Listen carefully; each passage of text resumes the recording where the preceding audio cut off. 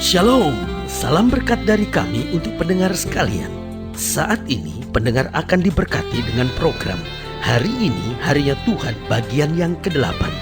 Sebuah program rohani tentang doktrin Alkitab yang menolong kita untuk semakin tertanam dalam kebenaran firman dan bertumbuh dalam kemuliaan. Bersama hambanya, Pendeta Gilbert Lumoendong, STH.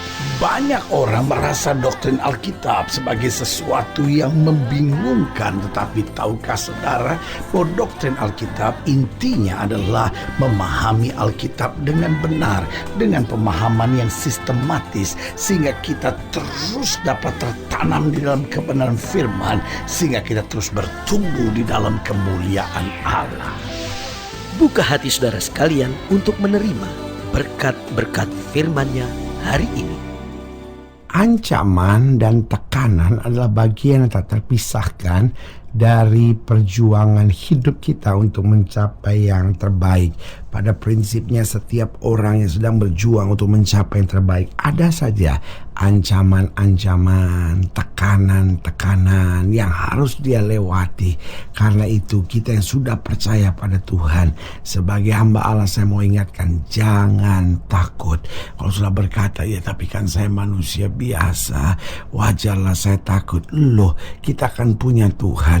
Tuhan kan sudah berjanji bahwa akan mengirim pasukan malaikatnya untuk berkemah di sekeliling orang yang takut akan Tuhan. Bahkan Kristus sendiri berkata, satu utas rambutmu pun tidak akan jatuh ke tanah tanpa seizin Tuhan. Sehingga saya berani katakan, orang-orang takut adalah orang-orang yang menghina Tuhan. Orang-orang takut adalah orang-orang yang menganggap firman Tuhan itu hanyalah dusta belaka. Sehingga kita pikir, betul nggak itu akan berlaku dalam hidup saya? Sebagai hamba Allah, saya mau ingatkan, mari kita punya iman, buang segala ketakutan. Karena saya pelajari bahwa ketakutan hanya menghambat kemenangan. Orang-orang yang takut susah menang dalam hidupnya. Ada banyak orang sebetulnya potensinya luar biasa dalam hidupnya. Ada banyak orang karunianya sebetulnya hebat. Ada banyak orang talentanya sebetulnya banyak. Tetapi persoalan yang cuma sederhana, dia ini hidupnya penakut sekali. Dan orang yang takut itu selalu berpikir negatif, sehingga apa yang terjadi, dia tidak akan pernah melihat kemenangan. Sebagai hamba Allah, saya mau ingatkan buat saudara, mari buang ketakutan, berjalan dalam kemenangan, dan kita akan melihat kuasa Tuhan dinyatakan. Haleluya. Jadi ingat, kenapa Tuhan ingatkan kita jangan takut? Karena ketakutan hanya menghambat kemenangan. Orang-orang takut, bahkan Alkitab bilang apa? Orang bimbang jangan harap dapat apa-apa. Karena memang ketakutan dan kebimbangan hanya akan menuntun kita pada kegagalan, kehancuran, dan kehidupan yang penuh dengan kebinasaan. Jadi ingat, ketakutan hanya menghambat kemenangan. Yang kedua, ketakutan menjauhkan kita dari Tuhan. Tahukah saudara, makin kita takut, kita makin jauh dari Tuhan. Karena waktu kita takut, kita tidak lagi mau lebih dekat sama Tuhan. Bahkan kita anggap Tuhan itu pendusta. Kalaupun kita berdoa, orang takut berdoa itu penuh dengan kekecewaan.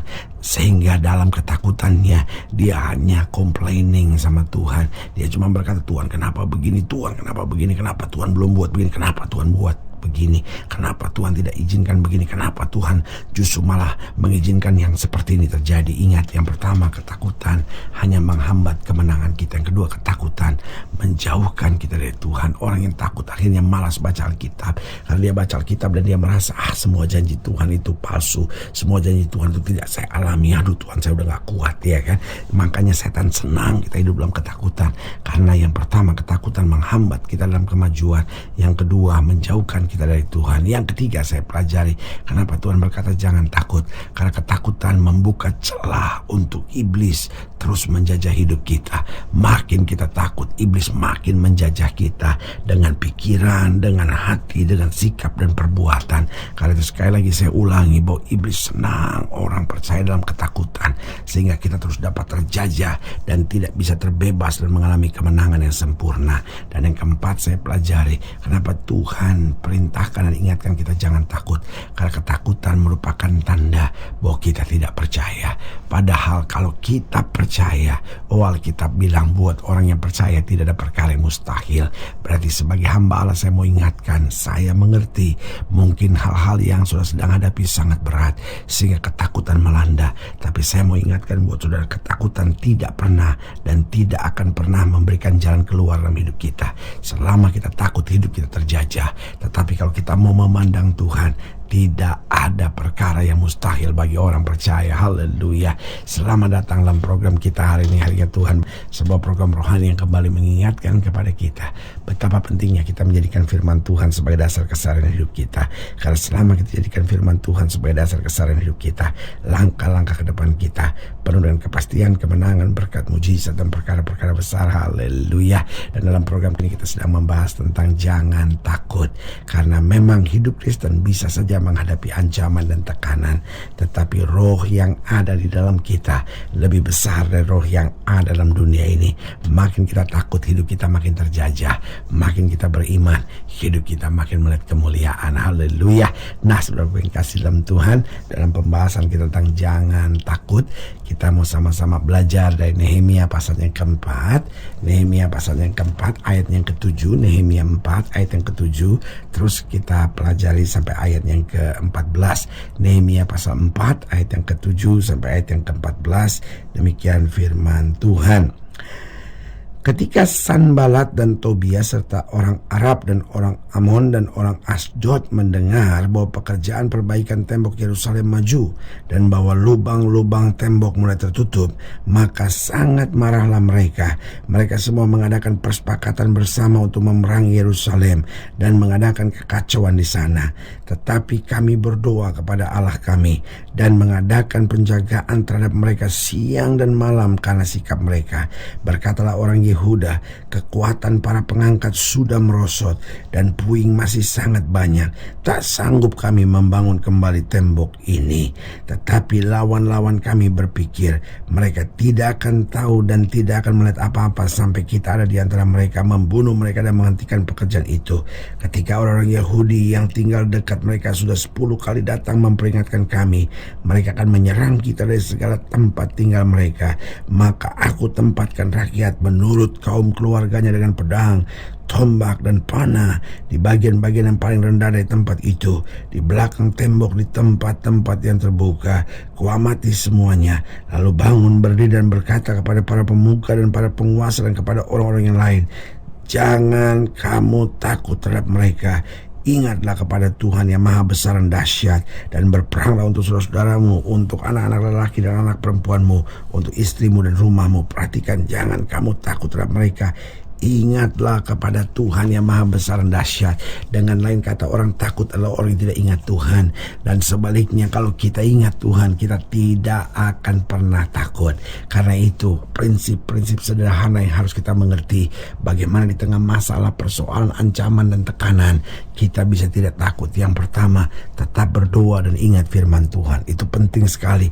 Doa memberikan semangat baru, karena doa adalah nafas iman kita. Artinya selama kita berdoa, kita akan ada semangat. Selama kita berdoa, kita akan ada kekuatan. Selama kita berdoa, kita akan ada iman untuk maju. Karena itu tetap berdoa dan ingat firman Tuhan. Karena Alkitab ajarkan kepada kita, firman Tuhan itu pelita bagi kaki kita dan terang bagi jalan kita. Selama kita masih ingat firman, maka kita ada semangat untuk maju. Persoalan seringkali kita sudah tidak ingat firman, kita cuma ingat kepahitan, kekecewaan, tekanan, sakit hati, beban yang berat. Karena itu sebagai hamba Allah, saya mau ingatkan, mari kita tetap berdoa dan tetap ingat akan firman Tuhan. Yang kedua, kita harus tetap beriman dan tetap maju. Artinya apa? Kita tetap beriman, kan kita sudah ingat firman, kita terus beriman. Pokoknya apa yang Tuhan nyatakan, apa yang Tuhan janjikan, itu yang kita imani.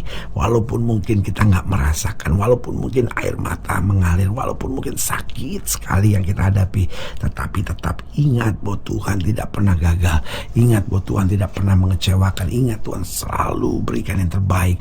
Dan dengan langkah yang pasti kita maju. Meskipun air mata mengalir, meskipun hati goncang, tetap maju. Karena Tuhan tidak pernah akan mempermalukan kita.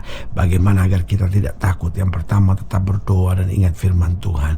Yang kedua, tetap beriman dan tetap maju. Yang ketiga, serahkan hidup kita sepenuhnya pada Tuhan. Oh, saudaraku yang kasih dalam Tuhan, serahkan hidup kita sepenuhnya hanya pada Tuhan. Karena justru dengan situ kita akan melihat kuasa Tuhan. Kita akan melihat pembelaan Tuhan. Kita akan melihat campur tangan Tuhan yang luar luar biasa. Saudaraku yang kasih dalam Tuhan, jangan serahkan hidup kita pada masalah. Jangan biarkan hidup kita dikendalikan oleh persoalan. Serahkan hidup kita sepenuhnya pada Tuhan. Oh, doa Yesus di Taman Getsemani luar biasa.